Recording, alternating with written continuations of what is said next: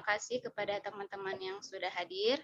Assalamualaikum warahmatullahi wabarakatuh. Waalaikumsalam warahmatullahi wabarakatuh. Selamat siang, semoga kita semua sehat walafiat ya. Baik, langsung saja. Acara pada siang hari ini bertema inovasi dalam organisasi dan prestasi yang diraih. Pastinya obrolan yang sangat menarik dan bermanfaat untuk kita ke depannya. Pada siang hari ini, perkenalkan saya Desi Oknuduri sebagai pembawa acara. Tentunya saya tidak sendiri, saya bersama pemateri yang sangat luar biasa, yaitu dari Putra Kampus Universitas Bengkulu, yaitu Saudara Herzon Destian. Di sini kita akan sharing-sharing mengenai pengalaman dalam berorganisasi dan prestasi yang diraih dengan orang yang begitu hebat sebagai pemenang Putra Kampus pada tahun 2020. Mungkin bisa langsung saja untuk Kak Herzon memperkenalkan diri secara singkat, Kak. Silakan. Oke, baik. Terima kasih kepada Kak Desi. Selamat siang teman-teman semua. Sebelumnya perkenalkan, nama saya Herzon Destian. Saya merupakan mahasiswa Universitas Bengkulu, Fakultas Keguruan dan Ilmu Pendidikan. Dan saya sendiri pada saat sekarang ini semester 5 Program Studi Pendidikan Bahasa Indonesia. Terima kasih. Baik, terima kasih kepada Kak Herzon telah memperkenalkan diri secara singkat. Langsung saja ya kita mulai sharing-sharingnya. Mungkin yang lain sudah pada nungguin, sudah pada bosan. Langsung saja ya Kak Herzon. Baik. Iya Kak Desi. Kak Herzon mulai semester berapa nih Kak ikut organisasi di kampus? Mungkin dapat dijabarkan sedikit banyaknya Kak. Silakan. Oke, baik. Terima kasih. Jadi berbicara tentang dari mulai kapan saya berorganisasi itu sendiri, saya berorganisasi sudah dimulai pada saat sebenarnya dari SMA. Saya sudah mulai mengikuti kegiatan, misalnya salah satunya kemarin saya juga salah satu wakil ketua OSIS SMA Negeri 5 Bengkulu Selatan. Kemudian setelah menjadi mahasiswa, mahasiswa saya juga mengikuti beberapa organisasi, salah satunya jadi pengurus Ikatan Genre Provinsi Bengkulu, kemudian Hima Batra juga, kemudian saya juga ikut di Backpacker Teaching Provinsi Bengkulu, dan juga yang terakhir saya juga alhamdulillah kemarin yaitu terpilih menjadi Wakil 2 Putra Putri Kampus Provinsi Bengkulu.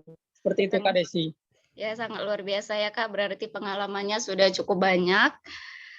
Selanjutnya nih Kak, menurut Kak Herzon sendiri, bagaimana sih agar kita itu dapat menyeimbangkan antara ikut organisasi dengan prestasi, Kak?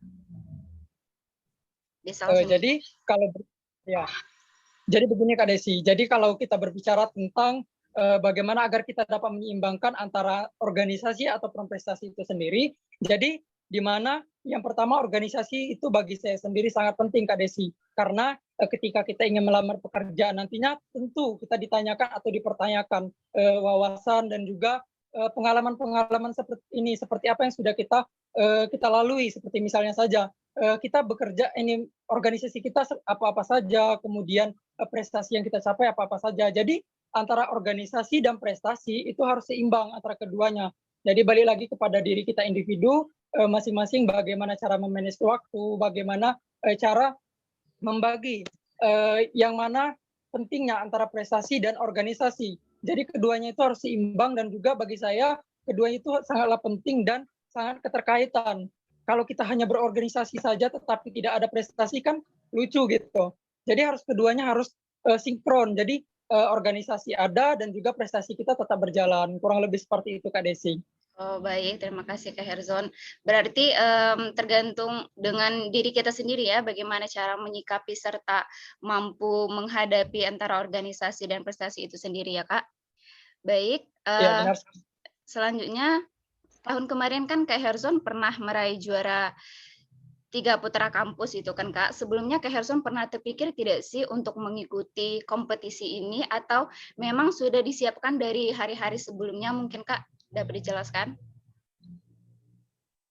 Jadi untuk kegiatan pemilihan Putra Putri Kampus Provinsi Bengkulu kemarin, saya sendiri sebenarnya belum ada niat sama sekali untuk bergabung dalam kegiatan seperti itu. Dan juga saya kurang paham seperti itu. Duta itu bagaimana, putra-putri kampus itu seperti apa, seperti itu.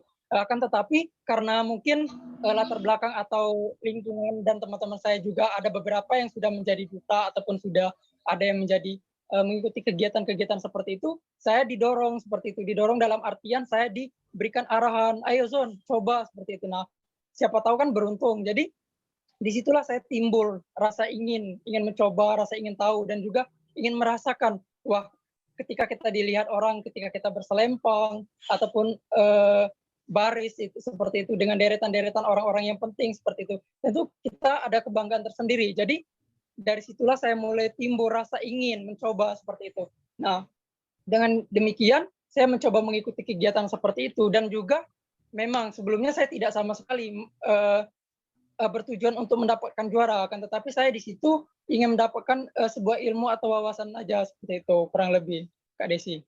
Sangat luar biasa ya Kak. Berarti memang ya benar kata orang itu lingkungan itu sangat mencerminkan diri kita ya. Selanjutnya Kak, apakah dengan mengikuti organisasi tidak memberi dampak buruk kayak gitu Kak terhadap nilai kita? Seperti kebanyakan mahasiswa kan tidak mau ikut organisasi itu karena takutnya nanti kuliahnya terganggu, nilainya menjadi anjlok. Itu bagaimana Kak pendapat Kakak sendiri? Jadi kalau kita membahas tentang hal tersebut, tentu begini Kak Desi, kita kembalikan lagi kepada diri kita sendiri itu. Bagaimana kita memanage waktu atau membagi waktu. Jadi apabila kita sudah ada apabila kita dari diri kita sendiri sudah ada seperti catatan ataupun sudah ada rentetan kegiatan antara menyeimbangkan antara dunia perkuliahan ataupun dengan dunia organisasi sendiri, tentu keduanya akan sinkron dan juga akan berjalan dengan baik seperti itu. Dan juga bagi saya sendiri antara organisasi ataupun nilai itu tidak berpengaruh seperti itu, karena apabila kita memanage waktunya dengan tepat dan baik, insya Allah antara nilai di dunia bangku perkuliahan dan juga organisasi tersebut bisa berjalan keduanya dengan seimbang seperti itu. Tapi balik lagi kepada individunya masing-masing. Kalau misalnya dia tidak ada catatan ataupun tidak bisa membagi waktu antara dunia perkuliahan atau nilai seperti itu, mungkin akan berpengaruh seperti itu. Tapi ketika yang sudah saya katakan tadi, apabila mereka bisa membagi waktu dengan baik antara dunia perkuliahan atau nilai dan juga organisasi itu sendiri, insya Allah akan berjalan dengan baik dan bisa sukses ke depannya, kurang lebih seperti itu. Baik, terima kasih Kak Herzon, sangat memuaskan ya jawabannya. Selanjutnya nih Kak, pertanyaan terakhir ini Kak. Menurut Kak Herzon sendiri, dari pengalaman yang pernah dialami, yang menurut kita itu sangat luar biasa semua ya, dari organisasi, baik dari prestasi juga. Mana nih pengalaman yang paling berkesan menurut Kak Herzon sampai sekarang itu Kak? Jadi kalau berbicara tentang pengalaman yang paling berkesan ya Kak Desi, jadi bagi saya sendiri pengalaman yang paling berkesan yaitu tadi saya sudah alhamdulillah terpilih menjadi wakil 2 putra putri kampus Provinsi Bengkulu.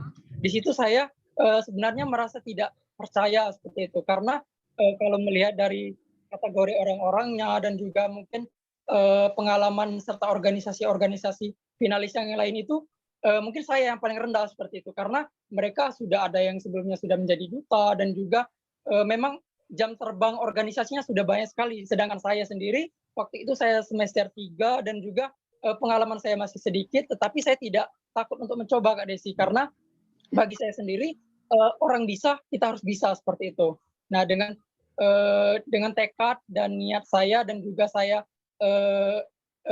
bagaimana ya, niat, tekad, dan juga saya memang bersungguh-sungguh untuk mengikuti kegiatan itu, ya alhamdulillah terpilih menjadi wakil 2 putra putri kampus Provinsi Bengkulu. Dan hal tersebut salah satu yang sangat berkesan bagi diri saya sendiri, dan juga di mana di situ juga saya dilatih bagaimana bergaul dengan orang-orang yang penting. Dalam artian orang-orang penting itu bagaimana kita berbicara public speaking dengan orang-orang yang memang luar biasa seperti itu, dan juga bagaimana tata kelakuan kita atau bagaimana cara kita berpakaian ketika menghadapi orang yang lebih tua ataupun dengan orang-orang yang sepantaran dengan kita. Kurang lebih seperti itu Kak Desi. Jadi menjadi putra-putri kampus Provinsi Bengkulu itu adalah salah satu hal yang sangat berkesan bagi diri saya sendiri pada saat sekarang ini, Kak Desi. Hebat ya, sangat bermanfaat nih untuk orang-orang hebat yang berada di Zoom ini. Baik, mungkin ada dari teman-teman yang ingin bertanya langsung nih mengenai organisasi dan prestasi kepada Kak Herzon. Saya membuka 2 pertanyaan karena untuk mengefisiensikan waktu, soalnya sudah ini Kak Herzon ada kegiatan lagi, begitu ya Kak? Iya, Kak Desi. Ya, selanjutnya ada Kak penanya, 2 orang saja. Silakan. Sudah ada Hawi Bilkis. Gimana ya? Langsung aja 2 pertanyaan sekaligus deh. 1 orang lagi siapa yang ingin bertanya? Baik, kalau kayak gitu kepada Hawi Bilkis, silakan. Oke, baiklah. Sebelumnya Assalamualaikum warahmatullahi wabarakatuh. Waalaikumsalam warahmatullahi wabarakatuh. Di sini saya izin bertanya nih kepada Kakak Herzon. Ini pertanyaannya, menurut Kak Herzon, bagaimana sih cara agar dapat mendorong diri kita sendiri supaya mau terlibat dalam organisasi? Yang kita ketahui kan organisasi itu sangat penting untuk mengembangkan diri kita. Nah, bagaimana itu caranya, Kak? Mungkin bisa Kakak contohin dalam bentuknya seperti apa? Terima kasih. Baik, terima kasih kepada Hawi Bilkis. Gimana Kak, apa menunggu 1 pertanyaan lagi atau langsung dijawab? Boleh saya jawab terlebih dahulu, Kak Desi? Oh, oke, silakan Kak. Jadi bagaimana cara kita mendorong diri kita agar bisa mengikuti sebuah organisasi ya, kurang lebih seperti itu? Iya Kak, betul sekali. Ya. Jadi salah satu faktor yang pertama kali yaitu kepada saudari Hawi tadi, yaitu harus ada timbul niat terlebih dahulu kepada diri kita sendiri. Jadi ketika kita sudah timbul niat ingin berorganisasi dan juga memang organisasi tersebut bermanfaat untuk diri kita sendiri, maka insya Allah akan timbul atau rasa keinginan kita itu akan bertambah seperti itu. Kemudian yang kedua bagi saya, faktor yang kedua yaitu faktor lingkungan. Dalam artian faktor lingkungan yaitu seperti misalnya faktor pertemanan kita. Ketika kita bergaul atau berteman dengan orang-orang yang memang gemar dalam berorganisasi ataupun memang bisa kita katakan adalah orang-orang yang berprestasi. Nah, maka sedikit banyaknya nanti kita akan timbul rasa kemauan, rasa penasarannya timbul seperti itu. Bagaimana sih sebenarnya jadi orang yang pandai berorganisasi, bagaimana sih sebenarnya cara orang-orang yang berprestasi seperti itu. Nah, jadi hal kedua tersebut sangat berperan penting dalam mendorong kegiatan ataupun organisasi yang kita inginkan, kurang lebih seperti itu kepada saudari Hawi. Baik, terima kasih Kak, jawaban yang sangat memuaskan ya untuk mendorong diri kita agar mau ikut kayak gitu ya, berpartisipasi dalam gitu organisasi. Baik, gimana kepada Hawi Bilkis, jawaban dari Kak Herzon, apakah sudah dapat dipahami dan diterapkan? Masya Allah, bagus sekali ya Kak, jawabannya luar biasa sekali. Mungkin itu bisa saya terapkan dalam kehidupan saya sendiri gitu. Yeah. Mungkin itu saja moderator, terima kasih. Ya, terima kasih Kak. Terima kasih kepada Hawi Bilkis. Baik, kepada 1 penanya lagi. Siapa yang ingin bertanya? Disilakan. Baik, ada Amanda Diana Putri. Kepada saudari Amanda, disilakan. Iya, terima kasih Kak. Di sini saya ingin mengajukan pertanyaan. Kan banyak tuh para anak muda seperti kita sekarang ini yang beranggapan bahwa buat apa ikut-ikutan yang hal seperti itu, seperti ikut berkompetensi putra-putri kampus, atau misalnya Bujang Gadis Bengkulu. Nah, tidak akan mungkin bisa menang. Nah, menurut Kak Herzon sendiri, bagaimana cara menghilangkan pikiran yang seperti itu? Terima kasih, Kak. Terima kasih kepada saudari Amanda. Jadi kurang lebih pertanyaannya bagaimana cara menghilangkan pemikiran yang negatif gitu Kak, yang dapat menjatuhkan mental kita untuk mengikuti organisasi baik itu prestasi kayak gitu ya Dek, lebih kurang Amanda. Ya, kepada Kak Herzon, apakah sudah dapat dicerna Kak pertanyaannya Kak? Iya, baik Kak Desi.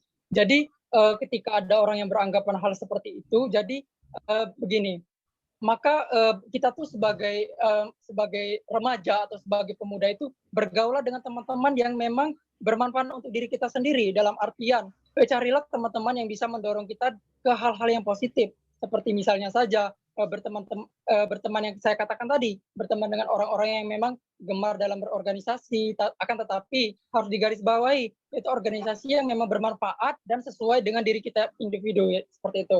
Jadi tidak usah kita dengarkan ocehan orang, misalnya orang beranggapan tidak ada gunanya ini kamu mengikuti organisasi seperti itu, kan tidak bermanfaat katanya, misalnya seperti itu. Jadi harus salah satu faktornya tadi yaitu harus berteman atau bergaul dengan orang-orang yang memang bisa mendorong kita menjadi lebih baik, seperti itu. Kemudian kita bisa berkata atau bisa memberikan pendapat kepada orang yang berkata seperti itu. Sampaikan saja begini, organisasi itu sendiri sangat penting. Mengapa demikian? Ketika kita di dunia pekerjaan nanti, orang bukan hanya sekedar menanyakan berapa IP kamu berasal dari universitas apa, seperti itu. Akan tetapi mereka menanyakan apa saja pengalaman-pengalaman seperti pengalaman organisasi ataupun prestasi-prestasi ataupun skill yang kita mampu atau kita punyai, seperti itu. Jadi seperti itu. Cukup, Herzon? Iya. Ya. Gimana Saudara Amanda, apakah jawabannya sudah sangat luar biasa atau masih ada yang perlu ditanyakan nih? Silakan, Dek. Nggak ada lagi, Kak. Terima kasih atas jawabannya. Semoga ke depannya teman-teman, termasuk saya sendiri juga bakalan termotivasi. Baik, terima kasih kepada Amanda. Baik, dengan selesainya jawaban dari Kak Herzon terhadap dua penanya tadi, mengakhiri juga acara kita pada siang ini. Pemateri yang sangat luar biasa dan teman-teman sekalian yang tidak kalah luar biasanya ini. Terima kasih kepada teman-teman yang sudah meluangkan waktu dalam acara yang sangat bermanfaat ini.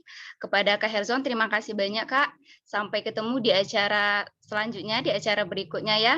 Lebih dan kurang saya mohon maaf, saya akhiri. Wabillahi taufiq walhidayah. Wassalamualaikum warahmatullahi wabarakatuh. Waalaikumsalam warahmatullahi wabarakatuh.